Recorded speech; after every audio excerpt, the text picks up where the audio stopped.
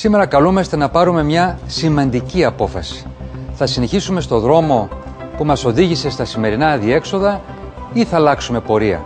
Ξέρω ότι πολλοί συμπολίτες μας έχουν χάσει την ελπίδα, έχουν πάψει να πιστεύουν και κάτω από την αφόρητη πίεση των καθημερινών προβλημάτων θεωρούν ότι δεν υπάρχουν λύσεις. Θα μείνουμε άπραγοι μπροστά σε αυτά που συμβαίνουν γύρω μας? Ένα είναι σίγουρο. Εμείς οι ίδιοι μπορούμε να διαμορφώνουμε τις επιλογές μας. Μπορούμε να βελτιώσουμε τη ζωή μας. Εμείς οι σοσιαλιστές και στην Ελλάδα και στην Ευρώπη έχουμε πολιτικές και διεκδικούμε λύσεις που υπηρετούν τον πολίτη. Διασφαλίζουμε τα δικαιώματά του. Σεβόμαστε την ανάγκη του για ασφάλεια και αξιοπρέπεια. Στηρίζουμε την προσπάθειά του για προοπτική.